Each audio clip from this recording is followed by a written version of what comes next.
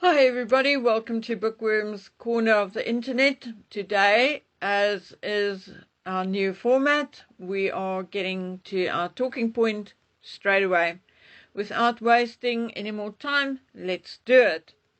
I received DMs from one of my best royalist informers and contributors about 2 nights ago, and like I'm doing today, she also wasted no time at all in getting to the point. The entire gist of it was that Buckingham Palace and the media are talking out of two mouths and giving us confusing and contradicting information. Now, here is an example. Sick King is addressing the nation. In the body of some newspaper text, the king looked pale. The sick and obviously weak King Charles. Blah, blah, blah. However, I'm sure I'm not the only person asking this particular question.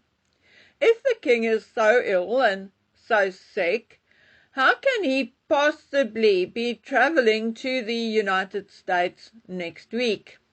Yes, we know his wife and doctors are not happy with him going on this trip, but surely, if he is that ill, there should be more people and even his own government telling him not to go. Okay, but that is not happening.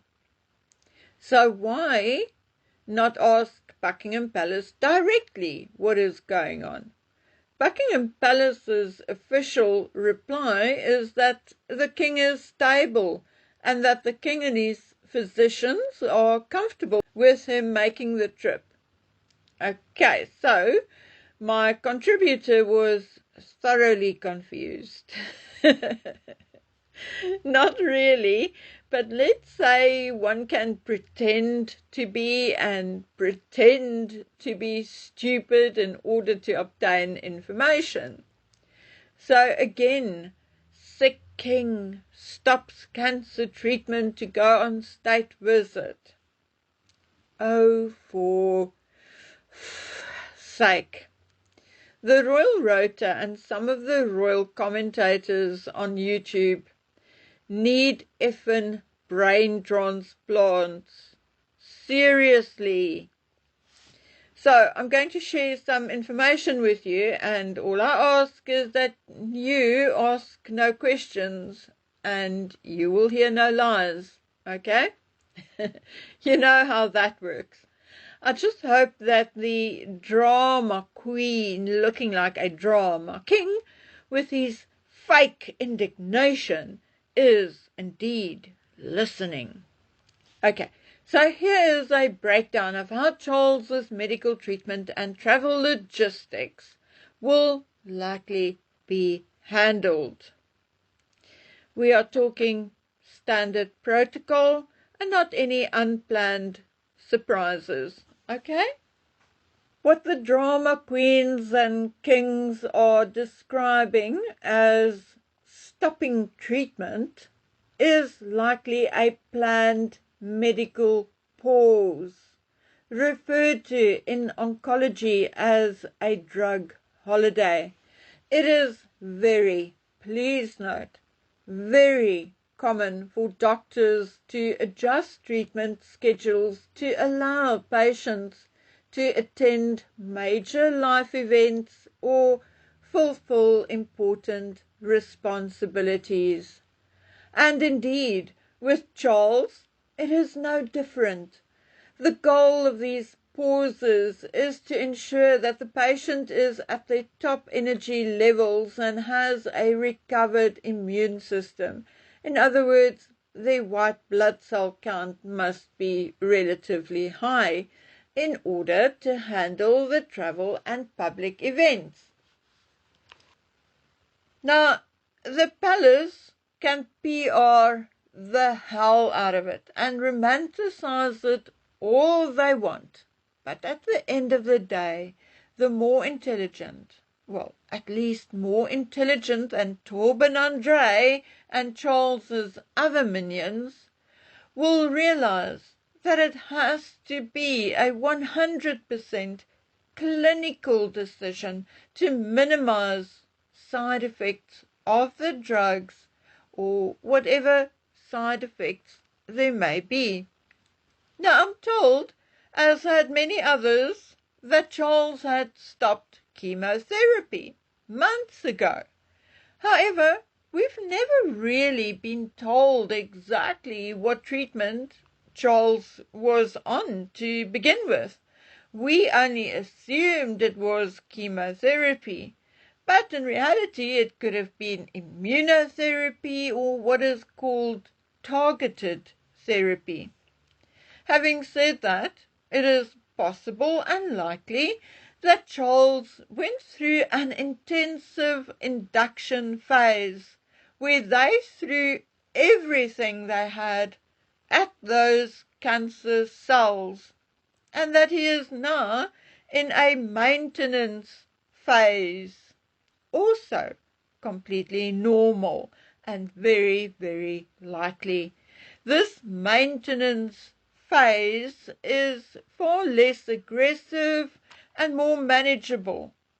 Certain entities in the know has indeed confirmed to journalists closer and bigger than me and very much in favor of the palace that the king is currently indeed receiving maintenance treatment, maintaining his cancer and preventing it from spreading. Because it's something he cannot heal from, that is how they maintain it and or treat it. Logical, absolutely 100% normal, nothing out of the ordinary. Now, in a previous video, I did talk about the medical team traveling with Charles, so I'm not going to do it again. And as per some close sources at Buckingham Palace said, not to me, so don't go flying off your handle with, why would they talk to you? It's all in your imagination. Yeah, fuck right off, you ignoramuses. Never mind. Those Buckingham Palace sources did ensure, my source, that before the king even lands, his medical team coordinates with the best hospitals in Washington, D.C. and New York to ensure that, should there be an emergency of sorts and the king may need specialized care, they are prepared and ready to jump into action. So, my dear friends, don't lend your ears to those drama queens clutching their pearls with, oh, the brave king sacrificing his life for his country. Bullshit. He will have the exact same care, if not better, than if he was sitting in his own lounge reading the evening paper. Okay, so there's that. Like I said, ask no questions and I'll tell you no lies on this particular one. And now for the thing which sent my contributor into a tailspin because she knows this royal medical protocol far better than I do. You see, she was told that William has been told to be on standby as he may need to go to the United States for the 250th year celebrations on behalf of his father. Okay, so just as we made sense of it all, another contact tells her, no, Charles may be too weak and too sick to go after all. Now, we are not talking random people looking for 5 minutes of fame here, people. Okay? Not at all. So what the heck is going on? One day, on a bright morning in London, the palace tells us, through a very loyal royalist journalist, one I personally would not dare question, that the king is very stable, doing so good that his doctors cleared him to go.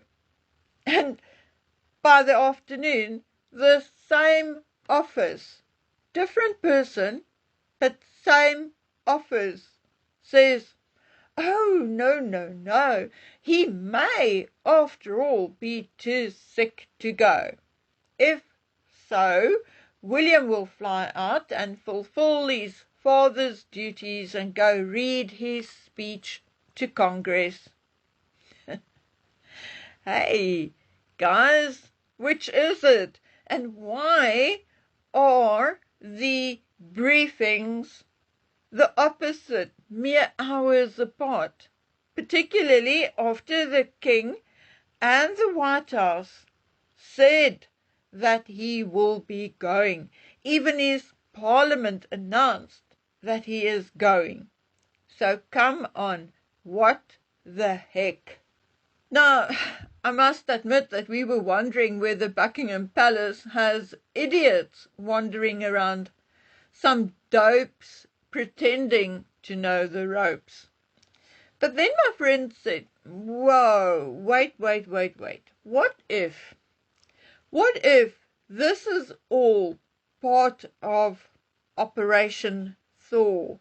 The king's jesters made it clear that he will not be meeting with Harry in the United States while there. The king is also not as ignorant as we may think, and he knows that the British people practically hate Meghan and Harry's guts.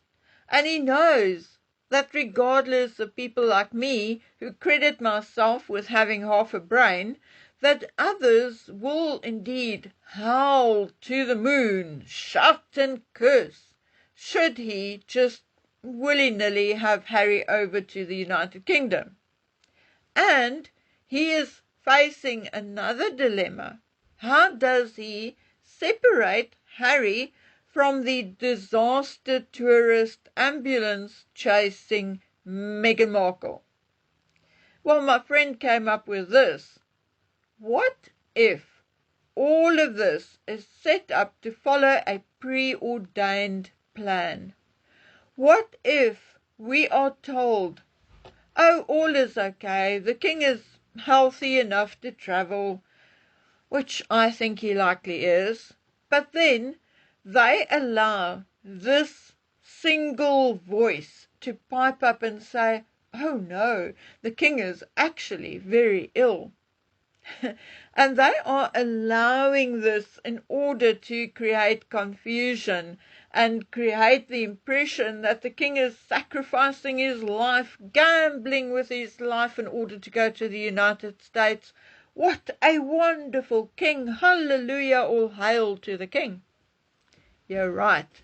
So when the king suddenly collapses on his way out of the White House's front door, none of us will blink twice, and then William will rush over, and in a scene from some old black and white movie, the two brothers will fly out with their father back to dear England. Is it possible that my friend could be right, or do you think Buckingham Palace is just employing a bunch of sycophantic twats? Okay, guys, you tell me what you think. I will be back later or tomorrow morning. So until then, please take good care and stay safe. Bye.